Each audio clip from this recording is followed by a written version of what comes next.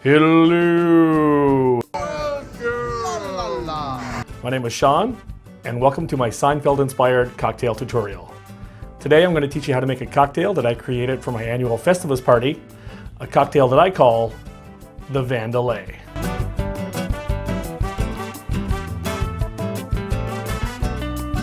Named for the man himself, Art Vandelay, owner of the highly diversified importer-exporter latex conglomerate that is Vandelay Industries. What delay industries? No! Vandelay! Say Vandelay! Vandelay! Say Vandelay Industries! Yeah, no problem. No problem. How did you know who they wanted? Before I get started, I'm going to do a few things here to make myself more comfortable. If you've been in lockdown for the last 6 weeks like I have, you'll probably understand why my hair is out of control. And short of cutting it myself or shaving my head, there isn't much else I can really do except maybe try to find a hat here somewhere and cover up this mess. Let me take a look-see.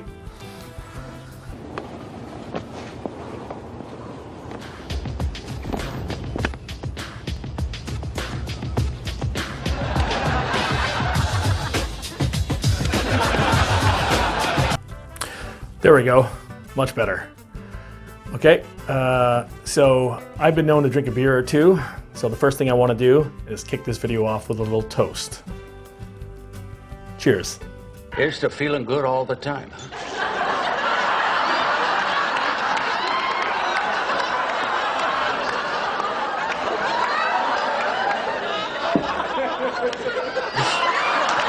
Okay, let's get into it. As I said, I first created this cocktail for Festivus, but recently I realized that after binge watching the entirety of Netflix and finally reaching the end of the internet, that it was time to sit back and relax with a nice drink and revisit my old friend and all-time favorite TV show, Seinfeld. So I dusted off my cocktail shakers, resurrected the Vandelay, and now I'm here today to share it with all of you. Back when I first came up with the cocktail, I was looking for elements from the show that I could incorporate into it, but there was one that I knew for certain. I wanted it to be a whiskey-based cocktail. Boy, that Hennigan goes down smooth. And afterwards, you don't even smell.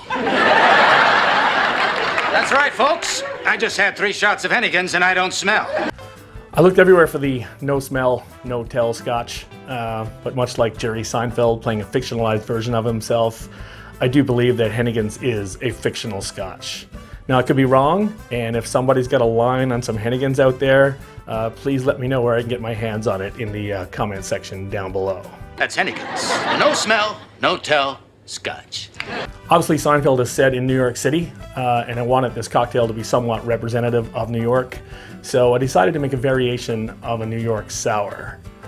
New York sours are generally made with rye or bourbon, but holding true to pitchman Cosmo Kramer and his love of Hennigan's, I really did want to make it a Scotch-based cocktail. So I also incorporated some elements from another cocktail that originated in New York City called the penicillin, and another piece of the puzzle fell into place. She needs a little tenderness. She needs a little understanding. Needs a little Kramer, huh? Then she'll need a little shot of penicillin. Okay, so I have all the ingredients ready, and I'm going to walk you through them as we make the cocktail. First, we're going to grab a cocktail shaker, and then we're going to pour 2 ounces of the Monkey Shoulder blended malt Scotch whiskey.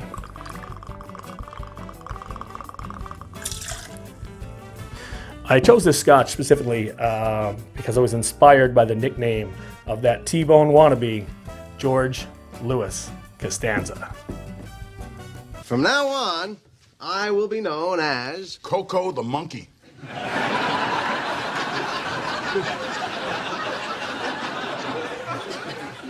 what? Next, we're going to add a half an ounce of peach schnapps.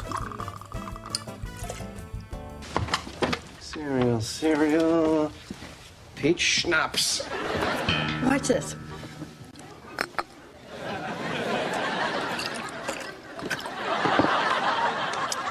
Oh, God. A word of warning, be careful when you're telling your intimate secrets to friends who may have been drinking the schnapps. I hear it's incredibly tough to keep that stuff in the vault. He's not me. You know you're not supposed to drink while you're keeping a secret. Next, we're going to add 22.5 milliliters or 3/4 of an ounce of freshly squeezed lemon juice.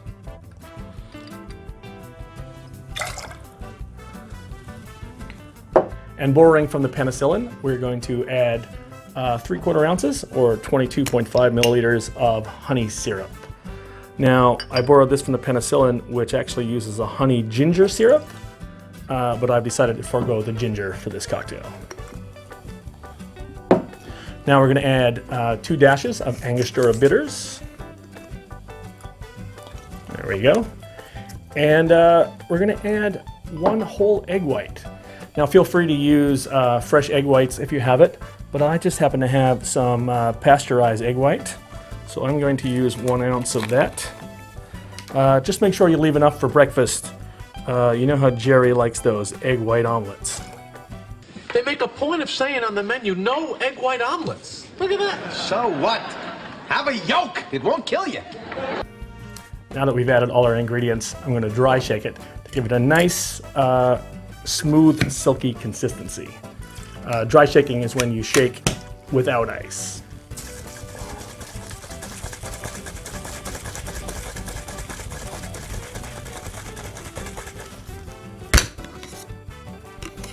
Okay, now we're going to shake it again, but this time we are going to shake it with ice.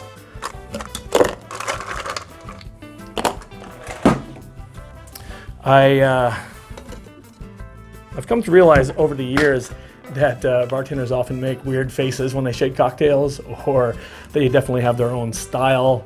I know my style over the years has been described maybe as a little erratic or aggressive. But lately, it's more like, well, it's more like... It's more like a full-body dry heave. Set the music.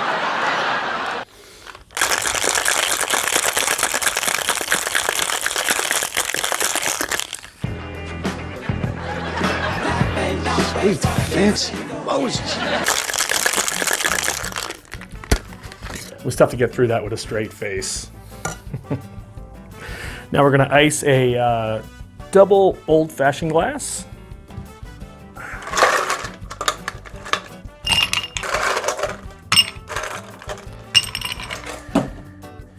And we're going to strain it over the ice.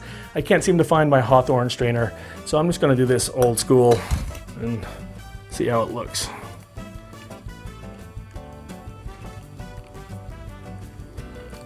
Perfect, that looks great.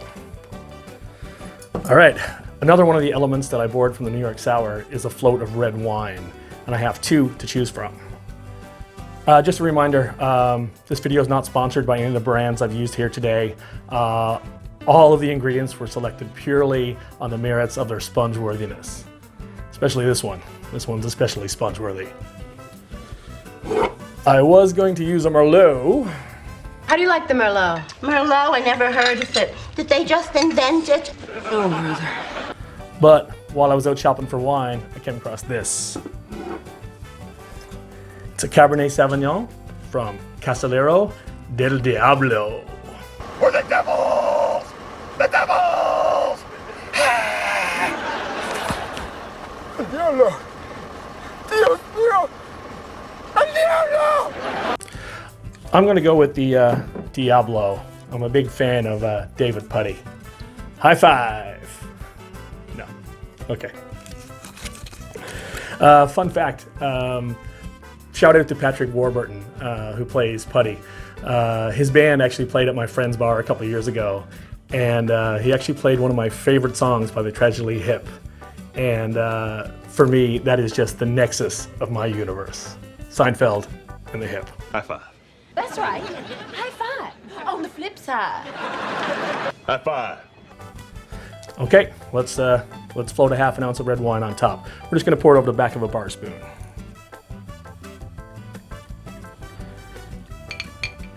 There we go. And that should give it a very nice layered effect.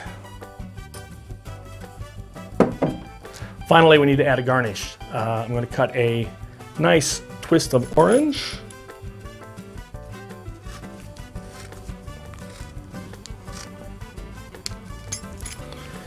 And then we're gonna just express the oils over the top of the drink and then stick it right in there.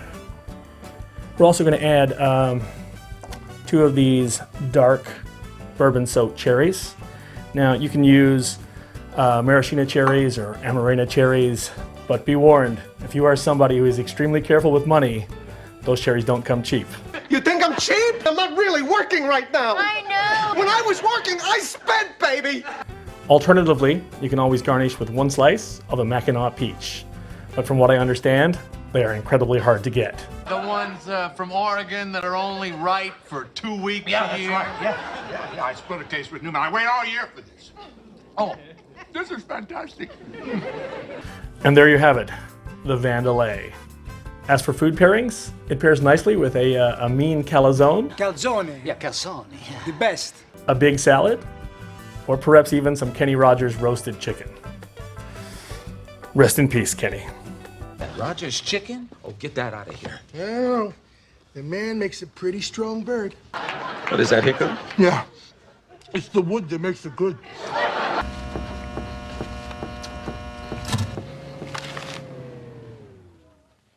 Trying?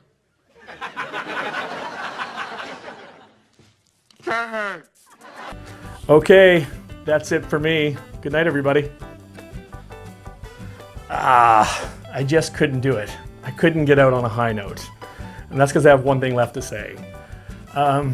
If you like what you saw here today, I've got a lot of ideas for upcoming videos, and I'd love to make more. So please like, subscribe, and press the bell icon to be notified when my new videos are released.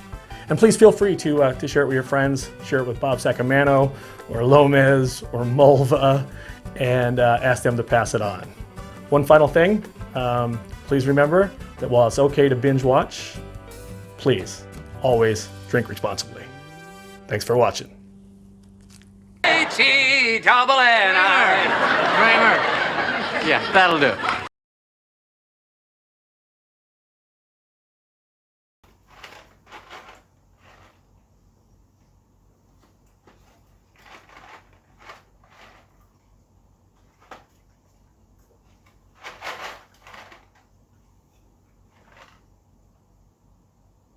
Oh, you want one? Very refreshing.